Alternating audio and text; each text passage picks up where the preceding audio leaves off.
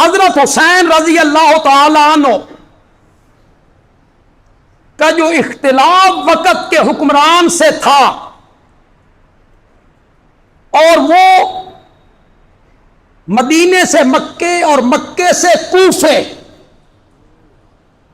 نکلے، حضرت حسین رضی اللہ تعالی عنہ کا اختلاف کس بات میں تھا؟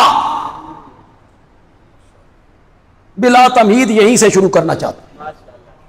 میرا نقطہ نظر یہ ہے، اختلاف وقت کے حکمران کی شخصیت کے بارے میں نہیں تھا، یہ اختلاف نہیں تھا کہ یہ بے ایمان ہیں، زانی ہیں، شرابی ہیں، یہ اختلاف ہی نہیں تھا۔ اختلاف یہ تھا کہ جس طرح سے اسے ولی عہد بنایا گیا ہے یہ طریقہ دین میں ٹھیک ہو، یہ اختلاف۔ اس سے پہلے شاید میں نے کسی تقریر میں اس نقطے پہ کبھی بات نہ کی ہو۔ اختلاف کس میں تھا کہ یہ جو ولی عہد بنایا گیا ہے اسے یہ طریقہ ٹھیک نہیں ہے، یہ موروثی ہے، باپ کے بعد بیٹا، باپ کے بعد بیٹا۔ اسلام میں یہ طریقہ مناسب نہیں ہے، میں اسے قبول نہیں کرتا۔ یزید کو جب ولی عہد بنایا گیا سن 56 ہجری میں،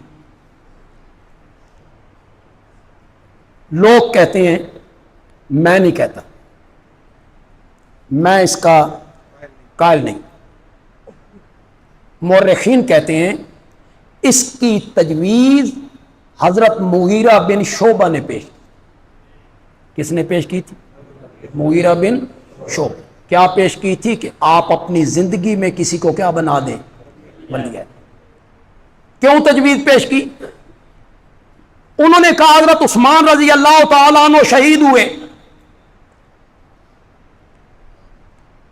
حضرت سیدنا علی ابن ابی طالب، کہو غیر سے کہو یا رضی اللہ تعالیٰ عنہ جیسا جری آدمی، بہادر آدمی، شجاع آدمی، نڈر آدمی، بے باک آدمی، السابقون الاولون میں شامل، میرے نبی کا تربیت یافتہ، میرے نبی کا پروردہ، بچوں میں پہلا مومن، ہجرت والی رات میں بستر نبی پہ سونے والا، بدر احد کا غازی، تلوار چلانے کا دھنی، بہادر بھی ہے، شجاع بھی ہے، دلیر بھی ہے۔ حضرت عثمان رضی اللہ تعالی عنہ کی شہادت کے بعد جو یہودی بظاہر اسلام کا لبادہ اوڑھ چکے تھے، انہوں نے حضرت علی سے مدینہ بھی چھڑوا دیا اور 4.5 سالہ دور میں 1 انچ بھی زمین فتح نہیں۔ فتوحات کا سلسلہ کیا ہو گیا؟ رک گئے۔ حضرت عمر کے زمانے میں فتوحات جاری ہیں، حضرت عثمان کے زمانے میں فتوحات جاری ہیں، حضرت علی کے زمانے میں وہ سلسلہ کیا ہو گیا؟ کیوں رک گیا؟ اس میں الیاذ باللہ حضرت علی کا قصور ہے؟ وہ قصوروار ہے الیاذ باللہ خاتم بدن؟ نہیں، وہ آپس کی ناچاکی، وہ جو یہودیوں نے اور ابن سبا نے وہ جو تحریک چلائی نا، اس میں وہ کامیاب ہوئے۔ آپس کے جھگڑے، اختلاف، تلواریں آپس میں چلتی رہیں، وہ سلسلہ کیا ہو گیا؟ رک گیا۔ امیر المومنین، آپ پر بڑھاپا غالب آ رہا ہے،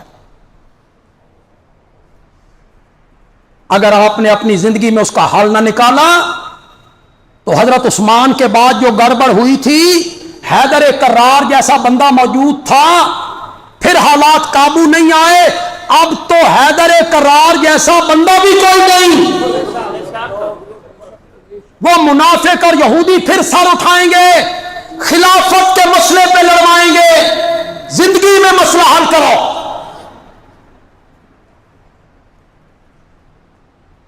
کس کو بنائیں؟ حضرت مغیرہ کی تجویز ہے عام مورخین کے مطابق، اپنے بیٹے یزید کو بنا. لوگ آپ کے خاندان پر مطمئن ہیں. حضرت معاویہ نے فرمایا نہیں، میں سارے گورنروں سے مشورہ کروں، رائے لوں، اس کے بعد میں فیصلہ کروں. مدینے جب یہ اطلاع پہنچی نا، اور مدینے کے گورنر نے لوگوں کو بلایا کہ یزید کی ولی عہدی کی بیعت ہونی ہے، صرف 5 آدمیوں نے اختلاف کیا تھا. کتنے؟ 5. کسی نے اختلاف نہیں. ان میں حضرت ابوبکر کے بیٹے ہیں حضرت عبد الرحمن، حضرت عمر کے بیٹے ہیں عبداللہ، حضرت عباس کے بیٹے ہیں عبداللہ، ان میں حضرت سیدنا حسین رضی اللہ تعالیٰ عنہ ہیں، اس میں عبداللہ ابن زبیر ہیں. ان 5 آدمیوں نے بولا صرف ایک آدمی، وہ کون؟ حضرت عبد الرحمن. انہوں نے کوئی چبھتی ہوئی بات کی. کوئی چبھتی ہوئی بات ہو سکتی، باقی کسی نے اختلاف نہیں. لیکن ان 5 بندوں کا اختلاف بھی معاویہ کے دل میں کھٹکا. حضرت معاویہ نے شام سے سفر کیا مدینے کا، خود مدینے آئے، مطمئن کیا لوگوں کو. لیکن حضرت سیدنا حسین رضی اللہ تعالیٰ عنہ اور حضرت سیدنا عبداللہ ابن زبیر رضی اللہ تعالیٰ عنہ، یہ دونوں اس طریقہ کار کو صحیح نہیں سمجھے. یہ اختلاف، حکمران کی ذات میں کوئی اختلاف نہیں. اختلاف کس میں تھا؟ کہ یہ طریقہ کار ٹھیک نہیں، یہ موروثی، باپ کے بعد بیٹا، یہ طریقہ کار ٹھیک نہیں ہے. اس کے لیے انہوں نے بیعت سے انکار کیا مدینے میں. پھر مکے میں بھی انہوں نے بیعت نہیں کی. مکے کب پہنچے تھے؟ 4 شعبان کو. کب؟ 4 شعبان. شعبان، رمضان، شوال، ذیقعد، 8 ذی الحج. 4 مہینے حضرت حسین کہاں رہے؟ مکے رہے. 4 مہینے. نہ مکے کے گورنر نے کہا بھائی بیعت کرو، نہ ادھر سے حکمران نے کوئی آرڈر دیا بھئی یہ بیعت نہیں کرتے، ان کی بیعت لو. کوئی نہیں چھیڑ چھاڑی. وہ جو کوفے کے لوگ تھے، وہ دبی ہوئی چنگاریاں، وہ فسادی، جنہوں نے حضرت سیدنا عثمان کے بعد یہ سارے کرتوت کیے تھے، صحابہ کو آپس میں لڑوایا تھا. انہیں پتہ چلا کہ حضرت حسین تو بیعت کے لیے تیار نہیں ہے. انہوں نے خط لکھے، کوفے والوں نے بیعت نہیں کی، ہم نے کسی امیر کی بیعت نہیں کی، آپ آئیں، ہم آپ کے ہاتھ پر بیعت کریں. حضرت حسین مطمئن نہیں ہوئے.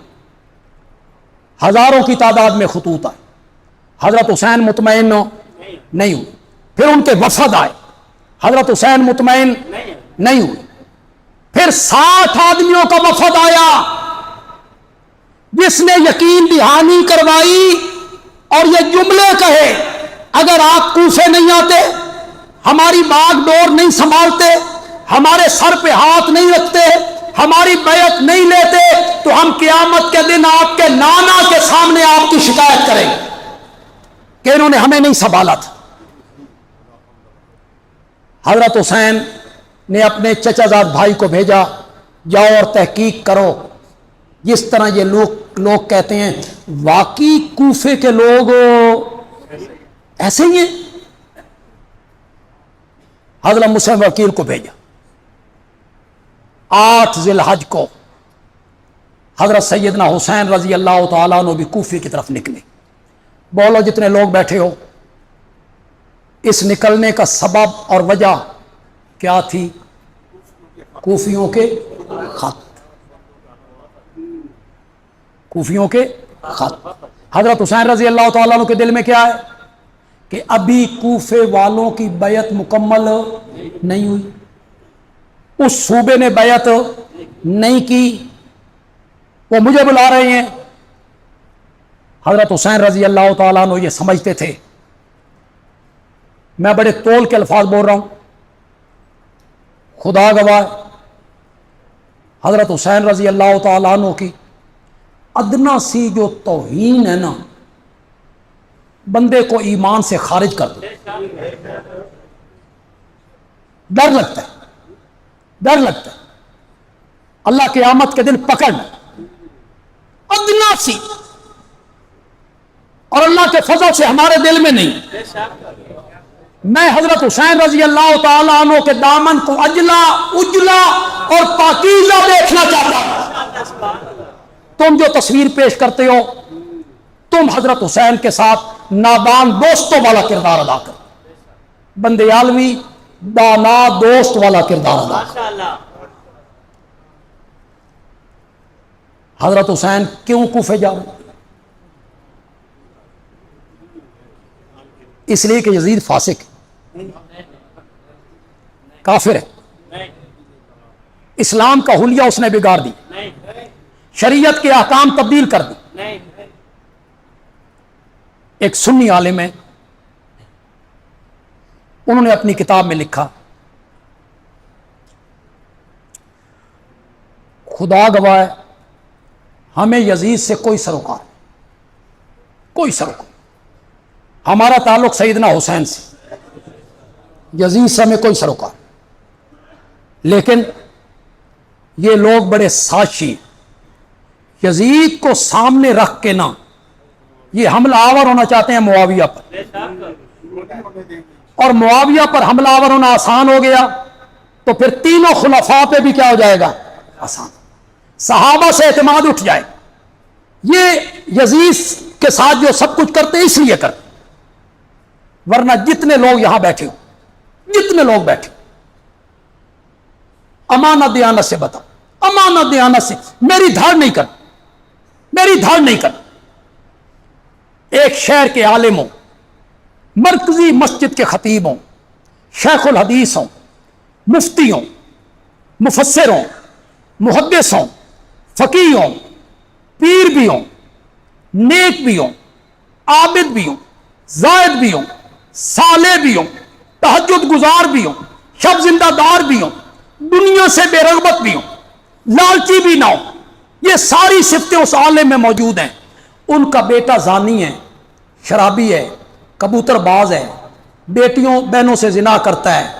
وہ خطیب صاحب، عالم صاحب جمعے کے دن اپنے اس زانی بیٹے کو خطبے کے لیے منبر پہ کھڑا کر دیتے. اگر کر دیں تو،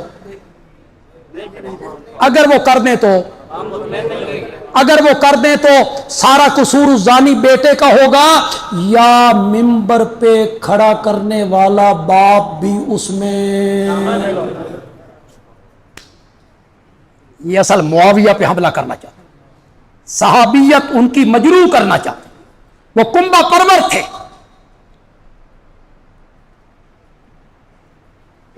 کنبہ پرور تھے، بیٹے کو ولی عہد بنائے. میں نے شاید اس سے پہلے یہ بات کبھی نہ کہی.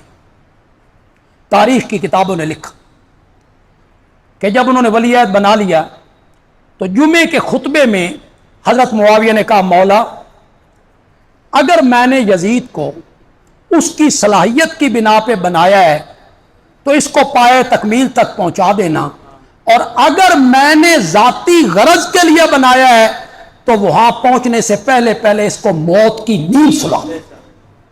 کوئی باپ منبر پہ یہ کہہ سکتا ہے؟ یہ جملہ کہہ سکتا ہے کوئی باپ منبر پہ؟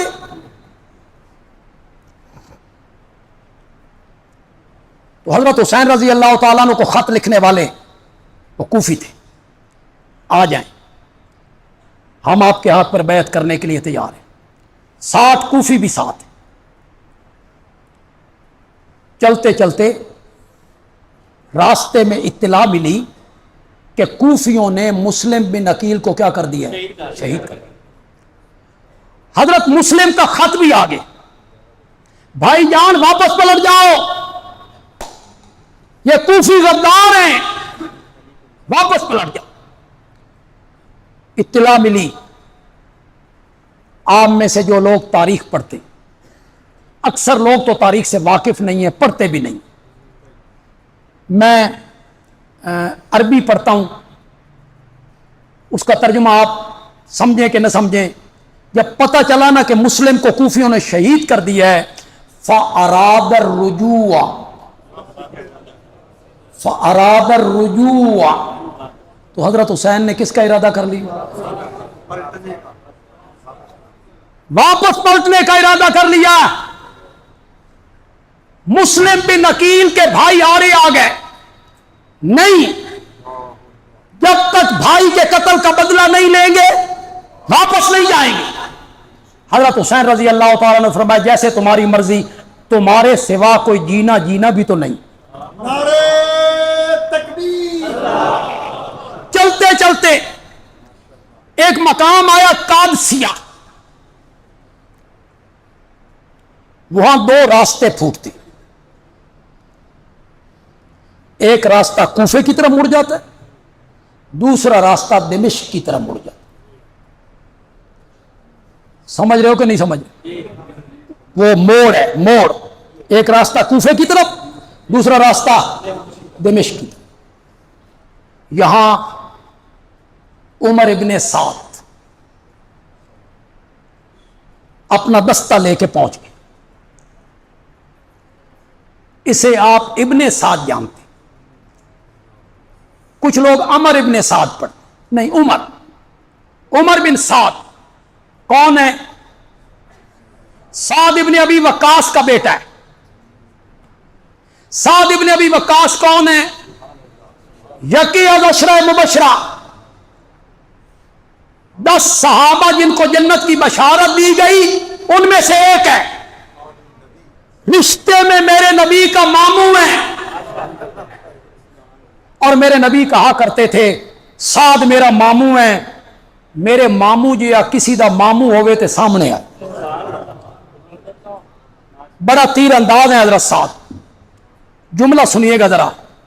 ایک جنگ میں وہ تیر اندازی کر رہے ہیں، نبی پاک انہیں تیر اٹھا کے دے رہے ہیں، ساتھ میرے نبی ایک جملہ کہتے ہیں، ارم یا سعد فدا کا ابی و امی، ساتھ تیر چلاؤ، تجھ پر میری ماں بھی قربان، تجھ پر میرا باپ بھی قربان۔ اس کا یہ بیٹا ہے عمر، میرے نبی کا ماموں زاد ہے، رشتے میں حضرت حسین کا نانا لگا۔ حضرت علی کا یہ چچا زاد بھائی ہے، رشتے میں چچا لگا۔ اس نے یہاں پوچھا کہاں،